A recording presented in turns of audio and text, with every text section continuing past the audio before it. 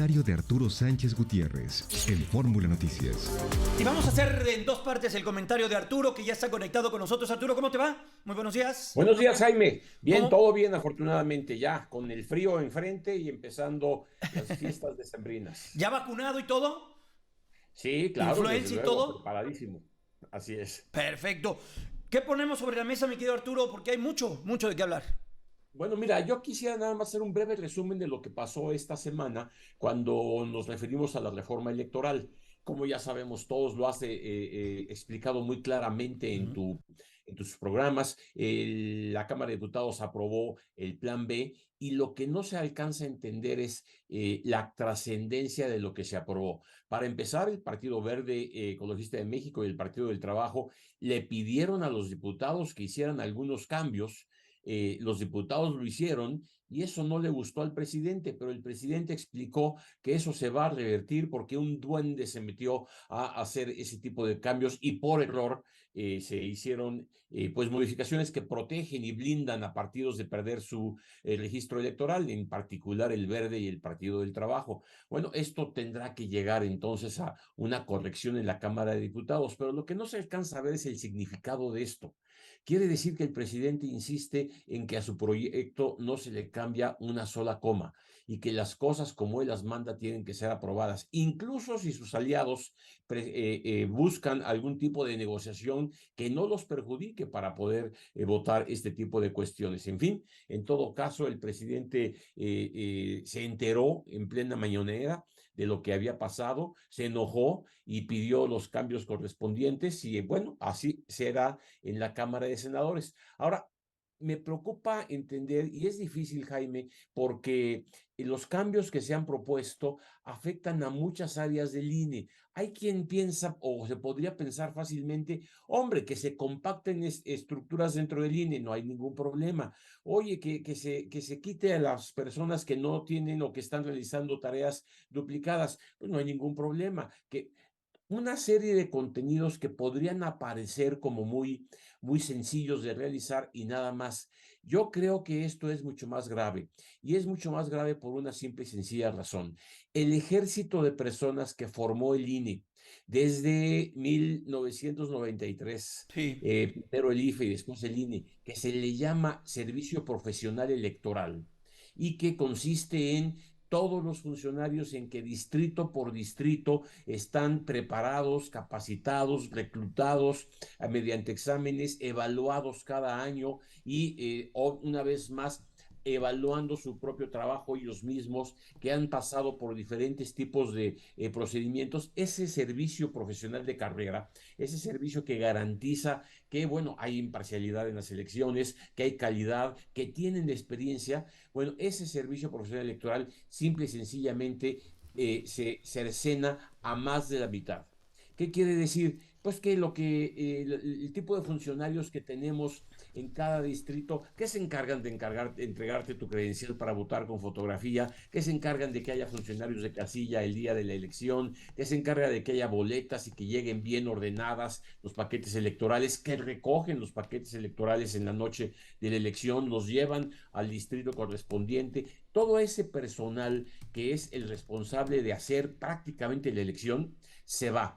Dejan a una sola persona por distrito. Y esto sí complica las cosas mucho. Esto sí pone en riesgo situaciones que ya no teníamos. Al mero principio había el riesgo de que si el IFE iba a poder poner todas las casillas que se requería, que si había los funcionarios adecuados, que si iba a haber imparcialidad, etcétera, etcétera, etcétera.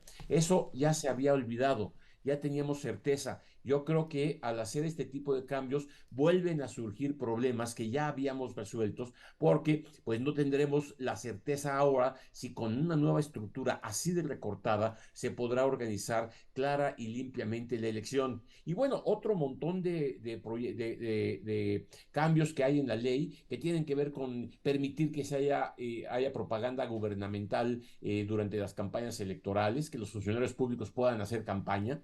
Eh, Sanciones a los partidos disminuidas completamente, la estructura del INE, la forma de funcionamiento de sus comisiones. Aquí el INE pierde un elemento fundamental, que es la capacidad de emitir reglamentos y la capacidad de fortalecer su estructura por sí mismo. Y esto pues es básicamente pérdida de autonomía. No le demos vueltas, así es, simple y sencillamente el INE pierde la capacidad de tomar decisiones para poder corregir los múltiples imponderables que siempre surgen en cada elección. Y bueno, un tema que a mí en lo particular me asusta mucho es el cómputo de los votos. El cómputo de los votos se hace el miércoles después de la jornada electoral con la ley actual, precisamente para que el domingo se cuentan los votos, hay un PREP, hay un conteo rápido.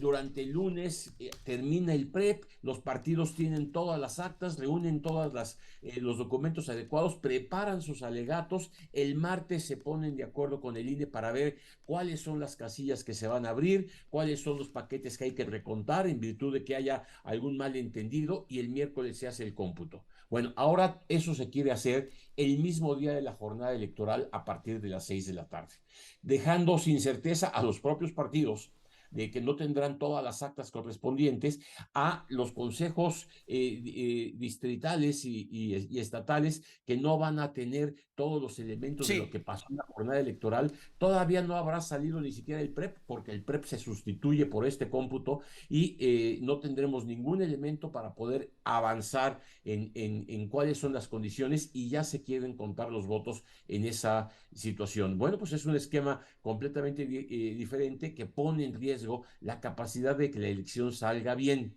Ahora, ¿en dónde estamos? ¿En qué momento estamos? Ya lo votó la Cámara de Diputados, ya el presidente dijo que hay que cambiar otra serie de cosas, está en la Cámara de Senadores, y lo que se pide es que ahí sí haya una discusión abierta, porque la Cámara de Diputados, ninguno de los diputados pudo leer en 2 horas que tuvieron de tiempo, cuando más, las 300 Son más cuartillas. de 450 artículos, Arturo, los que se tienen que cambiar. Arturo, ¿me dejas saltar el corte y regresamos para que redondees esa idea? Desde luego, con mucho gusto. Vamos a la pausa comercial, seguimos platicando con Arturo Sánchez Gutiérrez. 8:27, regresamos. 8:30, seguimos platicando con Arturo Sánchez Gutiérrez, profesor de Transformación Pública del TEC de Monterrey. Arturo, ponía sobre la mesa los más de 450 artículos que tienen que ser modificados, cosas que están por encima de la Constitución y que, no importando, pues los atendieron como una ley secundaria o ley de estas que son que requerirían un cambio constitucional, pero lo quieren tocar por esta vía. De ese tamaño también fue pues la pifia, ¿no? Desde la Cámara de Diputados. En efecto, y son 400 artículos que tocan al INE, a su estructura, como ya comentamos, tocan los partidos políticos, eliminan una prerrogativa de los partidos políticos, la franquicia telegráfica, cosa que me parece sensata, pero también tocan al Tribunal Electoral del Poder Judicial de la Federación y muchos procedimientos electorales. Mira, Jaime, la preocupación es que, así como está la ley, se abren puertas para una gran cantidad de posibles fraudes que estaban completamente eliminados. Tenía la ley una serie de candados tales que hacían casi imposible hacer un fraude en la casilla electoral. Podría haber cuestiones, ciertamente, de compra de votos y cuestiones que no le tocan al INE, le tocan a la Fiscalía Especial para Delitos Electorales, pero con los procedimientos que se establecen, se hacen cosas como, por ejemplo, los funcionarios de casilla, pues ya no se va a hacer la selección aleatoria que se hacía antes, ahora se va a capacitar a una cantidad de personas con un procedimiento que sí permanece, pero hasta que se haya integrado la casilla, y ya no se completa la revisión para todos. Arturo, permíteme tantito, porque está sonando la alerta sísmica. La alarma sísmica, en efecto. Hay que guardar la calma. Vamos a ver si existe el sismo, pero bueno, lo que está sonando en este momento es la alerta sísmica. Nosotros tenemos que